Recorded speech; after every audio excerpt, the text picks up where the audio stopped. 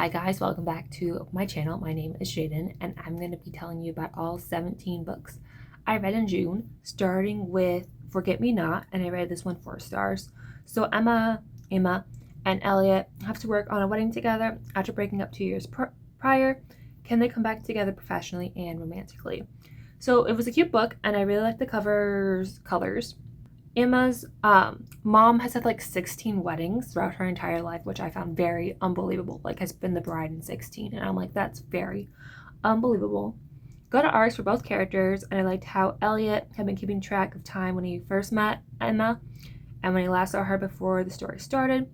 Good sex scenes, and I liked the friends with benefits trope in this book, even though Emma just uses it as casual, no label. But then she talks about wanting the future with Elliot. So, like, is it casual? Is it not casual? What's going on, girl? I also didn't like that she's the one who proposed at the end. Like, it sort of makes sense, but not really for the character. I still enjoyed myself, though, while reading this book.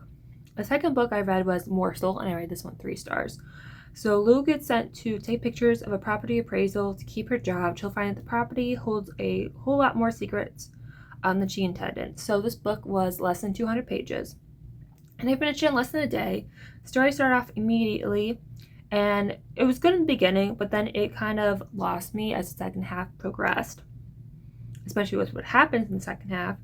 Really good imagery throughout, especially when it came to talking about cicadas. Really liked the podcast episodes that were sprinkled throughout, like with the transcripts. Thought that was really cool. It gave a lot of context and mystery to the plot overall, and like led to some information that you wouldn't have gotten from Lou or her POV in general. How the book ended, I kind of liked, especially how it fit with Lou's character and all the characters. I liked how Ripley the dog went with Lou in this adventure, because usually when like the main protagonist has to go somewhere, like a park or whatever, there's no dog or pet with her. So I did like how she had her pet come with her. It was a fun addition to the story. Then we have Hazelthorn, and I rated this one 3.75 stars. Evander hasn't been allowed to leave his room in 7 years after his guardian's grandson tried to kill him, but when his guardian is killed, he finds out the guardian might be trying to get him. So this book is from the same author who wrote Don't Let the Forest In, which I loved. Don't Let the Forest In. I read that earlier this year and I really loved it. I loved it so much that I bought it. And so because I loved Don't Let the Forest In so much, I thought I would read this book. And this book disappointed me a little bit. It wasn't as good as the Forest book. The story starts off immediately, and at times Evander felt whiny to me. So many twists with Evander that can make questioning or shocked. How Laurie grows and what we find out about him was really good. The nature horror I really liked, and the pages that contain the flashbacks between Evander and Laurie. There are even some really great lines. I got this book from the library, and I'm like, dang, I wish this was my book, because there were so many great lines throughout, especially this one that said, God was stronger than me when he made Adam and didn't fall in love with him. And I'm like, oh my goodness, this is such a beautiful line.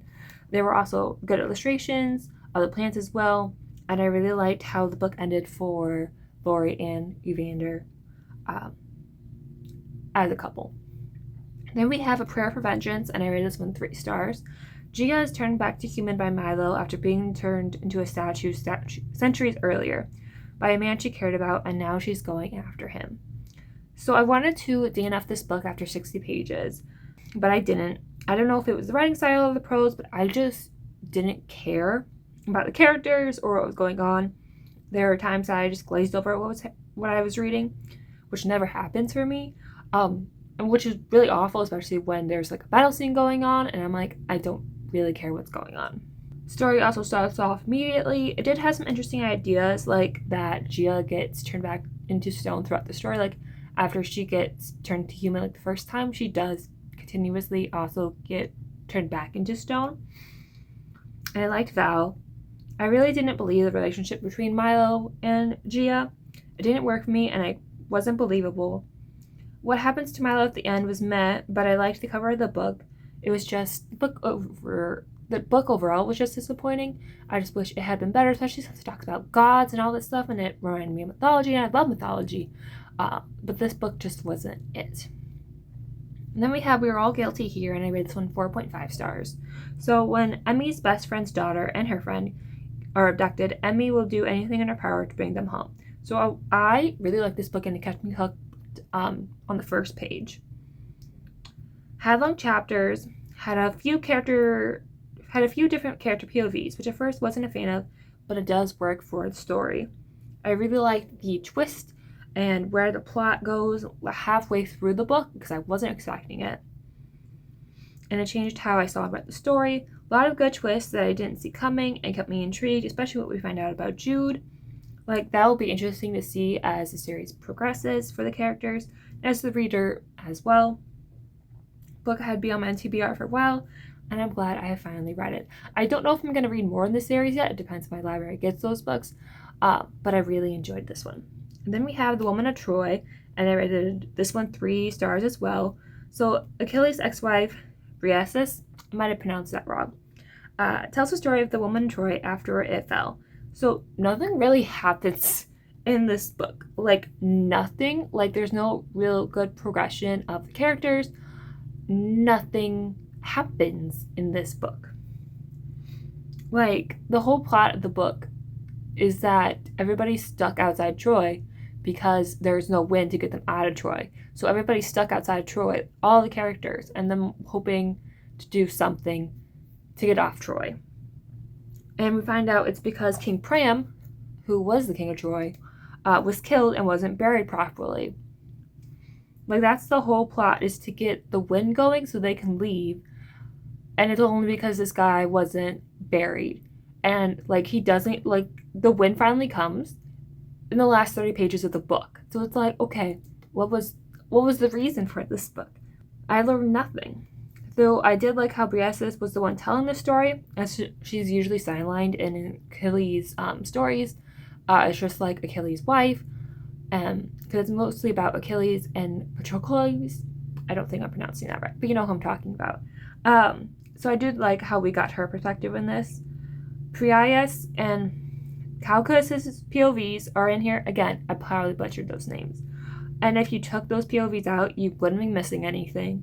Short chapters though, and I really didn't like the characterization of Cassandra in this. I love Cassandra as a figure in mythology, and I just think they did her dirty in this book, which is awful because I love Cassandra. And I'm like, I just didn't like Cassandra in this book. And I'm like, what the hell? What the hell? Then we have For Your Own Good, and I rate this one 4.5 stars as well. Teddy is a teacher at Belmont School who thinks his fellow staff and students need to be taught a lesson. So I've read from this author before, and I really enjoyed this book. Finished it in less than a day. Book had a lot of character POVs, which I'm usually not a fan of, especially since it would change in the middle of a chapter. But it does work really well for the story that it includes that. Hardly felt confused like I usually would. The story kept me hooked with all the twists and turns, with all the characters, and I didn't know what was going to happen next. It kept me intrigued in the suspense of it, especially with all the murders in it. Really enjoyed this book, and this book had been on my TBR for a while, so I'm really glad I was able to read it. Then we have Medusa's Sisters, and I rated this one 4.25 stars. So this is the story of Medusa told through her sister's POVs. I really liked this book once it got going because it was a little slow in the beginning. Also, I felt like the last 50 pages weren't necessary. Like, it gave context to the sisters after Medusa's death, which was intriguing, but it wasn't needed.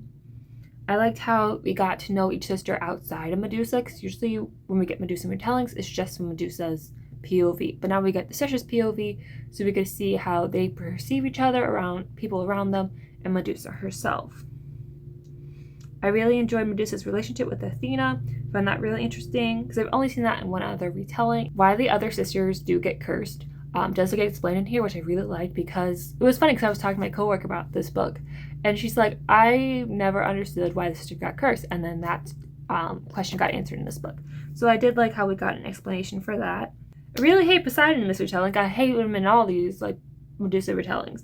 And I have complicated feelings for Uriel, especially with all her different actions that she does. Like, oh my gosh, girl, you're so freaking stupid.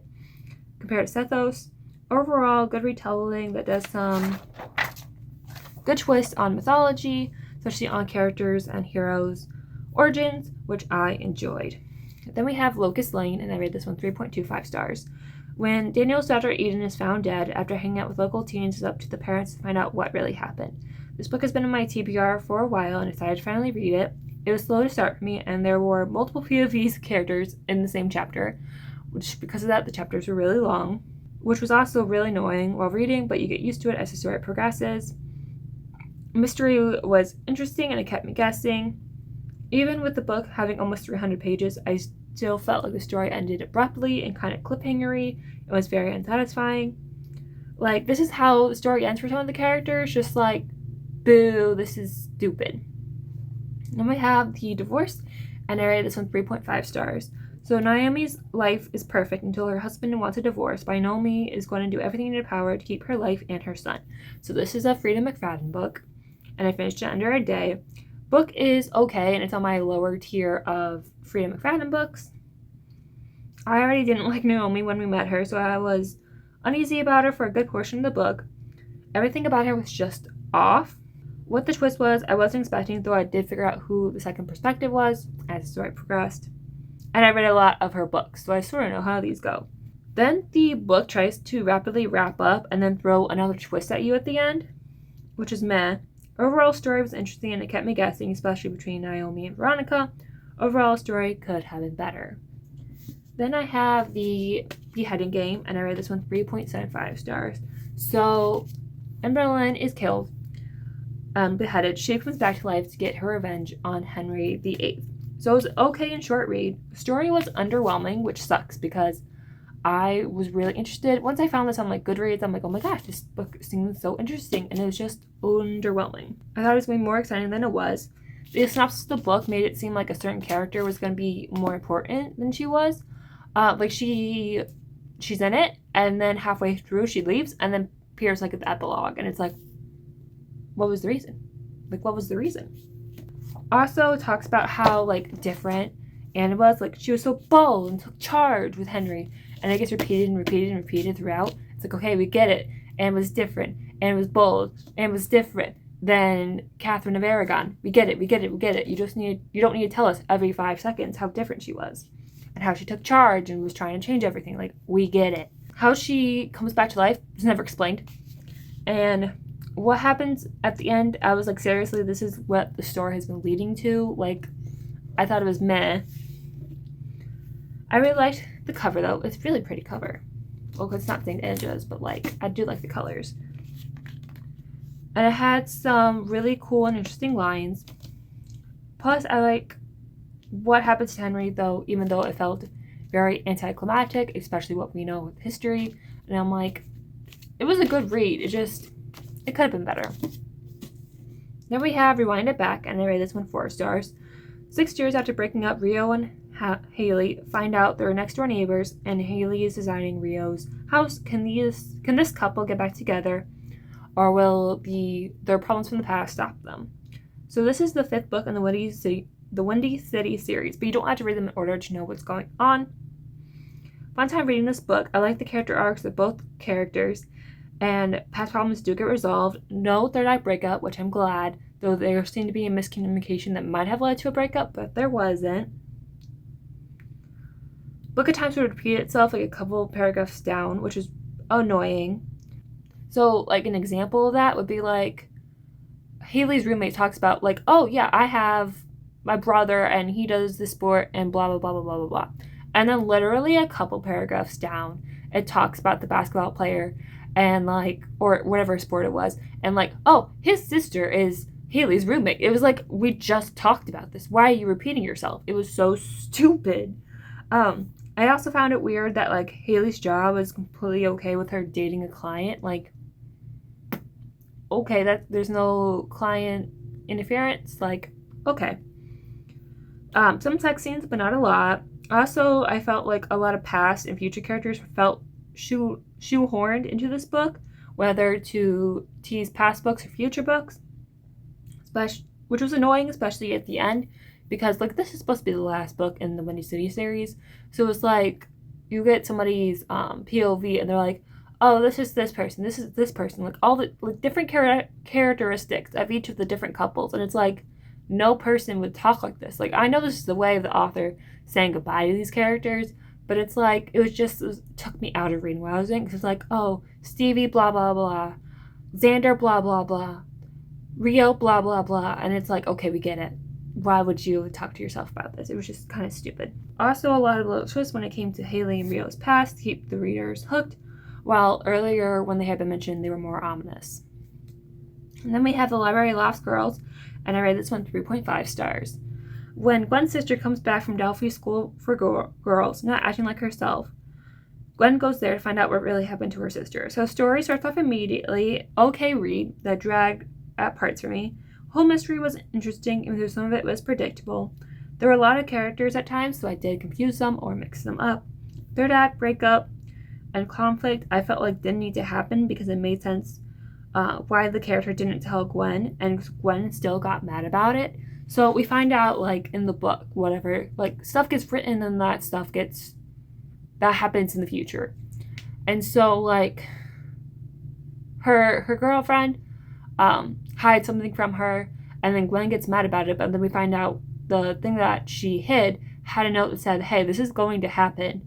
So it's like, okay, why did you get mad at her in the first place when in the thing that you found that your girlfriend hid from you said this was going to happen? Like, there was no reason for you to get mad at her in the first place when this was kind of foretold. So, like, that's not her problem. There was slight gore I liked at the end, even though ending felt rushed. And the bad guy was easily defeated afterwards. Really enjoyed the epilogue, though, and the reason behind the books at the school. I thought that was really fun. Then we have Piper at the Gates of Dusk, and I rated this one 4.5 stars. When gods start causing havoc and taking kids, Ben and Max had to figure out why. So this is a continuation of the Chaos Walking books, which I read years ago and really enjoyed. So when I started reading this one, I felt like I was just sucked back into the world again, which like happens for me when I read Rick Warden books about Percy Jackson books. I just feel like I'm sucked back into the universe. Even though this book focuses on Todd and Viola's kids, plot was intriguing and interesting, and I gave small recaps of what happened in the OG trilogy in case you forgot. Really liked Ben and Max and how they dealt with different circumstances in life but are still intertwined with each other. Finished it in a little more than a day because the prose and the writing just sucked me in. Book leaves on a cliffhanger that makes me can't wait for the next book, and it was so good. Then we have Anatomy of an Alibi, and I rated this one 3.5 stars. After creating an alibi for her whereabouts with another woman, Aubrey finds her husband murdered and might be a suspect. So it's an okay read, multiple POVs, which weren't confusing, but the flow of the story during those didn't flow or would get mixed up, because then you get somebody's POV from months before the alibi, or then you would get the around the alibi, and then it would be all like movie and stuff, and you're like, what the hell is going on? Like the characters and mystery, which kept me intrigued. Ending fell flat for me, especially since some characters were indisposed for it, just not to have any relevancy towards the end, and the whodunit was mid with no clear good reasoning. Then the book just kind of ends on an insidious kind of way. Like, really, we're going to keep dragging the characters through this? Stupid way to end. Like the colors of the book, though. The second to last book I read was The Good Vampire's Guide to Blood and Boyfriends, and I read this one 4 stars. So Brennan gets turned into a vampire after being hit by a car, so he must deal with that, plus having a crush on librarian Cole. So book was really cute with the cute cover. Plot starts immediately. Brennan had a great arc as the story progressed, and really liked his relationship with Cole. Cole also has a great arc, and they were really cute together.